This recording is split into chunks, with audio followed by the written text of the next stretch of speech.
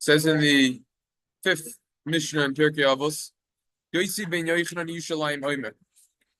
He that a person's house should be wide open. And poor people should be part of your house. And a person should not speak too much with women. They said this about one's own wife, not to talk too much to women, not even to talk to one's wife too much. We're going to discuss the first year of being married. We'll come back to it. Certainly the wife of your friend, that you shouldn't converse with too much. From here, the rabbi say, the entire time that a person marba increasingly speaks with a woman, he's causing bad to himself. It's a nullification. He's not learning Torah. In the end, he will inherit Gehenna. What is the explanation of this mission, and are these statements connected? You're going to get Gehenna. That's what it means. We're going to discuss that. The Rambam explains that the gate of your house should be open to the public walkway in order that anyone who's hungry or thirsty and who wants to speak to you could easily come in. Rashi explains that a person's house should be open on all four sides in order that people who pass by, they could easily come in the house, like Avram. In fact, the Rim Toledo explains that it's not enough to keep your doors open. You have to proactively go physically outside to greet people and to bring them into your house like members of your house. This is what Avram did when he greeted the angels and invited them to his place for a meal. This is why the Gemara says this is a fulfillment of this mission. This is part of Chesed and Hachnasas Orchim, having guests over. This is what Avram did. Yeah, whenever you could, whenever you're available. And this is why the Gemara says that in Shabbos that having guests is better than being makabel the Pnei Shechina, is better than receiving the Shechina of Hashem himself. As a side point, my great-grandfather writes in his Sefer Nachla Svi on page Lamed Hey, the Rebbe Shalom Faya Shvi Gross, Nachla Svi and a Torah Svi, you get it on HebrewBooks.org for free, last name Gross. So he discusses, how did Avram know that it's permissible? He was talking to Hashem. The pasuk says, "Vayomer Adonai imna matzasichem einecha al na tavor me'al avdecha." He said, "Hashem, wait for me. I'm going to greet guests." How did Avram know that it was okay to stop talking to Hashem in order to greet guests? How did he know? From here, the Gemara learns it's greater to have a guest than be makabel, than receive the divine presence of Hashem. But how did Avram himself know this? So he answers, he knew this based on the pasuk. That the pasuk says, "Ki yamod liyamid evyon." Pasuk in Tehillim in Kuftes, that Hashem stands to the right of the poor person. So therefore, when Avram was greeting the guests, it was as if he was also greeting Hashem. So he's just temporarily asking Hashem to wait and then greet Hashem in a different form. That's another idea, deeper idea, cute answer also. That's the idea. So Avram realized that he was going to perform, when he was performing Hachnasas Orchim, he was doing two things. Number one, the act of having guests, and number two, receiving the divine presence of Hashem. As opposed to when just speaking with Hashem, it was just one. Listen to this over here. The Magin Alokim explains that if someone wants to be wealthy, open your house and make poor people, have them part of your house. This is why the Gemara in Tainus says, Aser b'shvil sh'tis aser. Aser to aser. Give meiser, aka staka, in order that you will become wealthy. And make it that the poor people won't be embarrassed to ask for you. What is the explanation of the statement in the Mishnah that said that make the poor people of your house, make them members of your house? What does that mean? And then we'll go straight to the women business. Rashi explains that a person shouldn't have a lot of slaves and servants, housekeepers, chefs, butlers, nannies, whatever name you use, babysitters. Rather, make sure that you pay poor people and they will do those jobs. The Vayikra Rabbah says, in general, the Vayikra Rabbah says, in Lamed Daled Yud, the poor person does more for the person that is giving him the charity than the opposite way around. The poor person does more for the benefactor than the benefactor does for him. In other words, if a poor person comes over me right now and I say, "Oh, you're collecting. Here's $100." Just print that. So the question is, who's doing more for the other person? I would say I'm doing more for the poor person. I'm giving him $100. No, the poor person is doing more for me. He's enabling me, allowing me to give staka. The Torah says, in the beginning, he opens up all of Hilchos Staka in your day and Siman Reish Mem Zayin, and the Torah comes along and says that the more a person gives, the more he gives back. This world is like a revolving wheel. We might not need the money, but in the future, maybe our children will, our children's children, etc. So we have to be nice, and the more we give, the more we get back. The word nasan, it's called a palindrome. If you flip the word around, you get nasan, because the more you give, the more you get back. Also, unasnu, same idea, the more you get back. Listen to this amazing point, which is a beautiful idea that the art scroll on Perkei Avos on page 22 says. Chafetz Chaim says a lot of people, a lot of times, don't want to have guests at their house. They say, oh, the meal that I'm going to provide for them isn't going to be as lavish as it should, as nice as it should. It's not going to be as comfortable, maybe, having everyone over. No. The Mishna is teaching us that the poor should literally be treated as members of our house, meaning us as hosts have to say, don't overburden yourself. Whatever you would provide for your family, that's what you provide for guests. A lot of people, and I've been in the 5 towns already pretty much my whole life since I was 6 or 5. So I've been here close to 30 years now, right? And a lot of times what I've noticed is when you have other family or guests over, you up it. You make your Shabbos better. You make it nicer for whatever reason. Says the Chafetz Chaim, no, you don't need to do that. Whatever you're going to do for yourself, you do for the guests. If by you saying, oh, I'm just going to up myself. So now if that would cause you not to have guests, no, that's not good. Have the guests and do what you could rather than have it all. Ellie, take a seat. All right. Now, there's a story that I saw in Pesach Kron, one of his farm, in the footsteps of the Maggid on pages 125 to 126. He says that Moshe Feinstein would always have his son to his right side of his seat, no matter which guests were at the table, unless there was Mamish Agodol Ador there. If there was someone who was a leader of a generation of some sort, had a very high position, unusually high, right? Someone else who was unusually respectable and should be respected, fine, that's something else. But in general, guests, you don't push off the kids. The kids come first. That's chinuch, right? That's important to know. But Moshe would quote this Mishnah, and he would say, you have to treat the poor as members of your house, but they shouldn't take over the house. You hear the chap? Let's go to chap. Now let's get to the meat and potatoes over here, and this is going to be the most length on this topic. Mishna says, don't speak too much to a woman. They said this with one's own wife.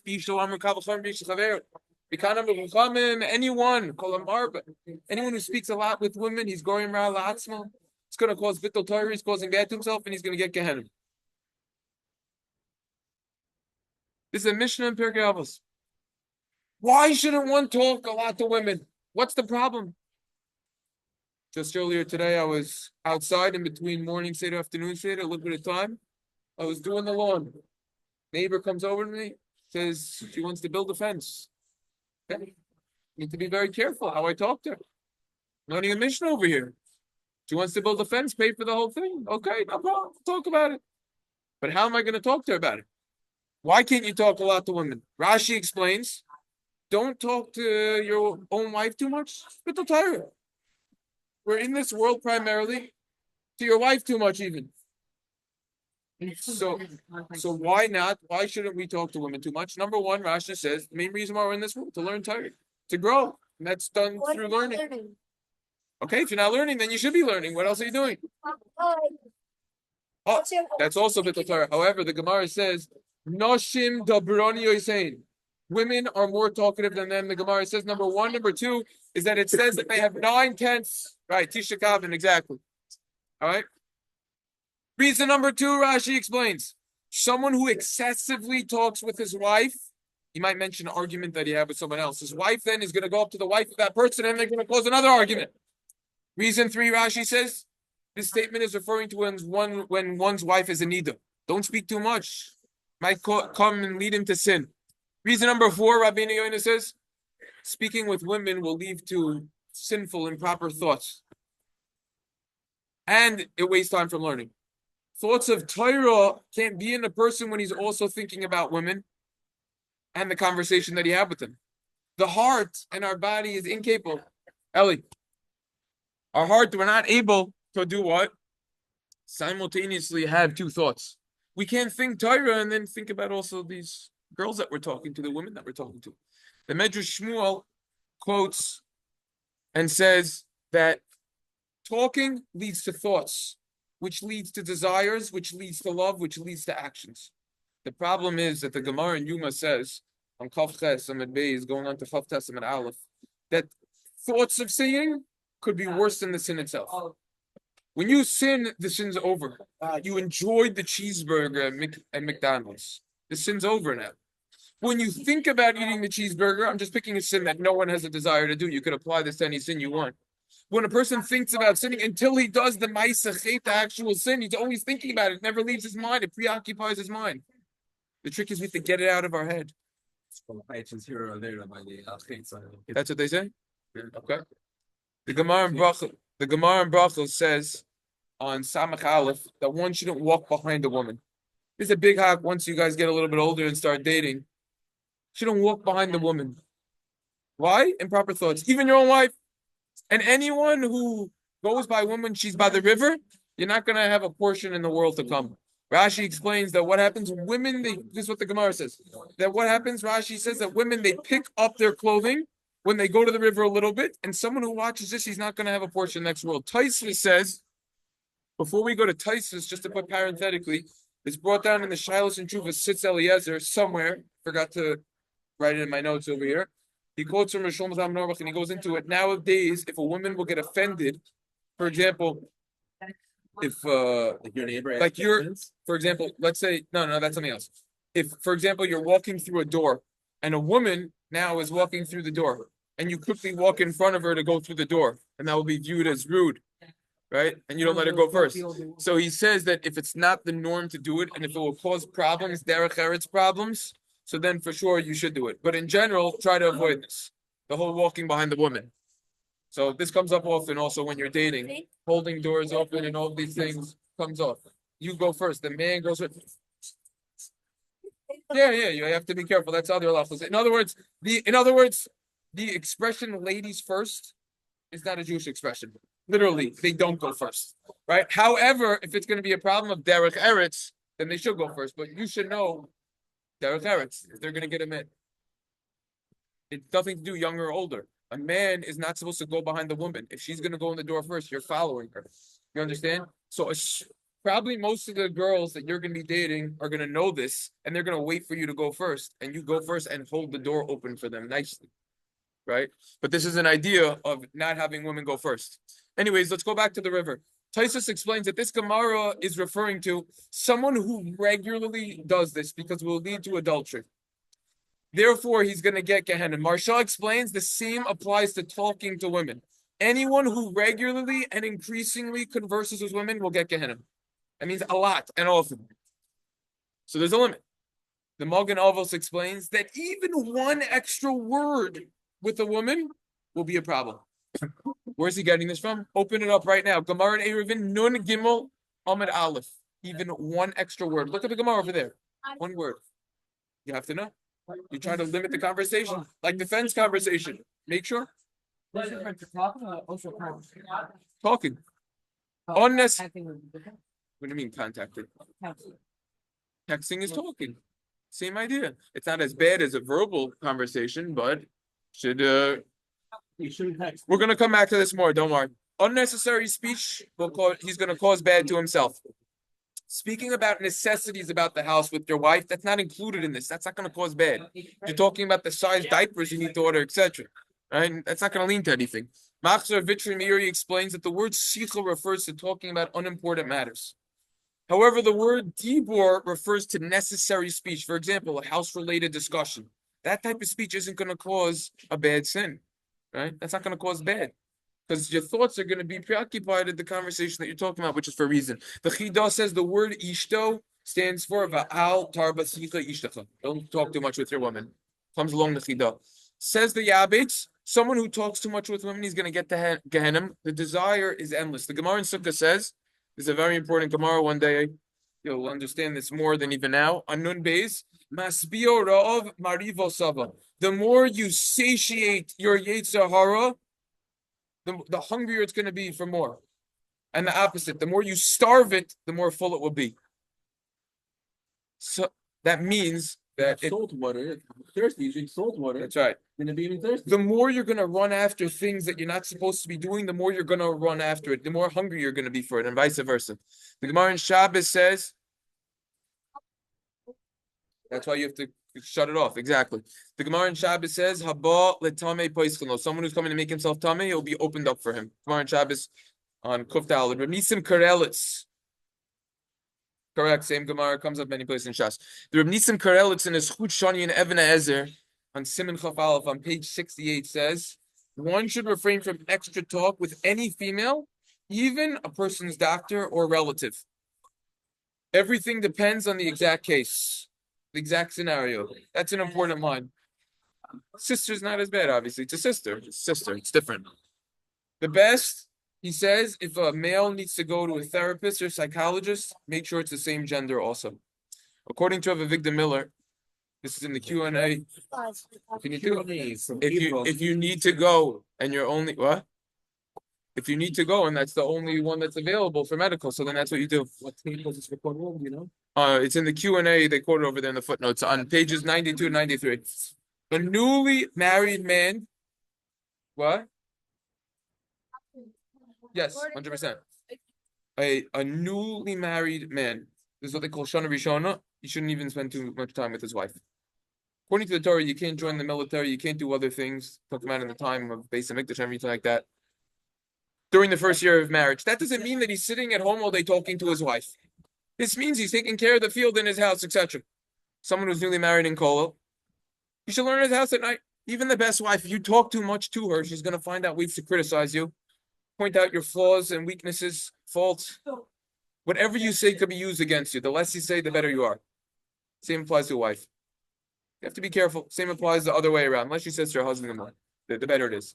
If a wife needs to talk with her husband, though, especially if they're within the first year of marriage, he has to talk to him. He has to form a connection and a mutual unity. And this is an obligation. This is discussed. You can look in the Sifsei Chaim on Midos on page 260. Your Moshe Feinstein has a tshuva. This is the rest of this. Your Moshe Feinstein Zatzal has a tshuva. If you want, you can look it up. It's in the Igros Moshe, in the Even Ezer, Chelik Daled Simin Samach. His tshuva is about if a man came along and said that he wanted to, why don't you guys go to that side? I'm standing behind me. Go to this side. He has a tshuva over here, and he came along and he said, a boy and girl asked her, Moshe, I don't want any stringencies. I don't want any, mili chasidus. I don't want any, all the pious ways of doing it. Just tell me bottom line halacha. Am I allowed to have a girlfriend? We're not going to touch each other. We're not going to do yichud. We won't seclude ourselves. We're not going to do anything. We're just going to talk to each other. Am I allowed to have it? No, because you can talk about it. Oh, that's our Mishnah. But in halacha, there's a Mishnah, but there's a kabbalah in halacha anything. Moshe writes back. He says, because this is a time-sensitive subject, I'm going to discuss this immediately. And Moshe says, he said, and by the way, the people who asked this question, they said, if you could prove to us something from a halacha, then we won't do it. So he said, I'm forced to respond immediately. Yeah, they said, okay, is it prohibited from the halacha or not? So Moshe says the problem is these discussions could very well lead to action. And there's a, No. he said no, that's correct. And he said there's a severe prohibition, close relationships in this type of way. Even if you avoid touching each other and the yichud. You could get pleasure from this when you talk to her in general, right? Correct? You get pleasure from her. You look at her, you get pleasure from that. I just want to point out, whoever's interested, you could open up. Okay, you're not. Come on. Like if you're blind or something. Okay, so even still, you get pleasure in all of that. It's issues. I just wanted to point out also, and then you come on to the other reasons of the Mishnah, but yeah. Not talking about that, he's talking about that they're going to spend time with each other. But if you open up in the Even Ezer, in the Torah and Shulchan Aruch, it's prohibited to look at women's clothing even when they're not wearing it. Stare at it, get pleasure from it. It's prohibited to smell perfume from women, even if they're not wearing it. By the way, what I'm telling you right now, it's not a stringency. This is in Shulchan Aruch. You know the Book of Laws? Yeah. They don't just teach these. That's why you never heard of it. But now I just taught it. So now you heard of it. Share it with anyone who you think will listen. Yeah. Okay, if she's passing by, she's passing by. Okay, if she's passing by, we're talking about now. You're staying there chilling and you're sniffing like a dog over here. All right? No one does that. You'd be surprised. Some people they get pleasure from that. You have to be careful. Says Rav Moshe continuation. Even according to the Ramban, who disagrees with the Rambam and holds that this is only a problem midrabanan from the rabbis, he agrees that this is severe prohibition. It's atzmachta from a pasuk. It's based on a pasuk, and it's punishable with malchus lashes. Let's say somebody's in kiruv, right? Yeah, so Let's finish this tshuva first, and then we come back to side points because we're in the middle of the shaila already. It's clear that the dating is being done because he loves the woman and not because it's an ordinary friendship. And he clearly prefers being with the woman than a guy. Why would you be hanging out with the girl if you can be hanging out with all the guys? Why is he interested in the woman? Right? It's obviously because he loves her, right? Because she's a woman, he wants to be with her. In addition, if she's unmarried, she still has the status of an ida, which is punishable by karis, by the way. And this can certainly lead to improper thoughts. And then Ramosha goes into other problems that it could lead to as well at nighttime, even when he's sleeping. And you can look at the tshuva to know what I'm talking about over there. So therefore, he basically says that it's not considered as an oinus, but it's not considered mazid also. But it's an issue. So that's what Ramosha says. One more point on this Mishnah. What is the connection between all of the statements of this Mishnah? There is a connection between statements that we discussed in the past. According to my humble opinion, the explanation of this Mishnah could be as follows. First, your house should be wide open, the Mishnah says. Open your house for anyone. Doesn't matter if they're your friend, your relative, etc. Mishnah then says, not only do we have to open our house for those types of people, yeah, oh, very good, very good. Open your house for anyone, right? Then the Mishnah says, not only for the type of people who we want to come over and hang out with, not only for the friends and people who we actually want to spend time with. Mishnah says, no, open your house also for the poor people. The poor people who come around knocking and they want a donation, but they want to say their whole story. Invite them in your house, let them say the whole story. Give them 20, 40, whatever you want to give them, or more. 36, 72. Yeah, whatever it is, 36, 72, give them a couple hundred, whatever it is, give them a drink, give them food, treat them like a decent human. Open your house for anyone. However, even though we need to host them, we need to speak with them, nevertheless, we have to be careful. Women's coming over. Not too much. Try to make that quicker than if the guy's coming home. We have to make sure that you don't talk too much, even with the poor women. After I thought of this idea many years later, I saw that the Mesivta and the Biurei Apshat and Perkei Avos in footnote 65 quotes an Abarbanel who says part of this answer, but not the whole thing. So Baruch Shekavanti the part of the answer, but the Abarbanel didn't explain all of those statements in the Mishnah. Lastly, maybe the Rabbanel was having you then. Yeah, right. Yeah. Lastly, the Torah Avos explains that even when a person is financially pressed, he should still have poor people over the house and make the doors wide open. Interesting chat. If what? Right. So person has to know, person has to make a judgment. You could have people like the Chafetz Chaim. You don't need to shell out $200 to those people. You could do it in a nice way also, right? So a lot of times there's two types of guests. There's a type of guest who actually wants the food. Most of the guests nowadays aren't like that. The communities that we live in, the guests that we have over are not coming for the food. Everyone has food at home. Everyone could put food on the table. And if they can't, there's programs that pay for it, right? All sorts of programs that cover it. The type of guest is a lot of times for talking mentally, spiritually, Torah, all those sorts of things. So that's the idea. Again, it depends. You're not going to host them. You can host them. Yeah, you have to know how to do it. That's questions and sneeze. Us, we are pretty young, right? We have young kids, and we do not invite our neighbors over to talk to them when my wife and kids spend time with them, so that they go over. I'm not. So when I see the guys, I talk to the guys. We don't have the couple meals. I do know in these sorts of circles and in most circles, they do have the couple meals, and you have to know what the ages of the family, how many kids there are, how is it going to be. People have to make sure not to intermingle too much.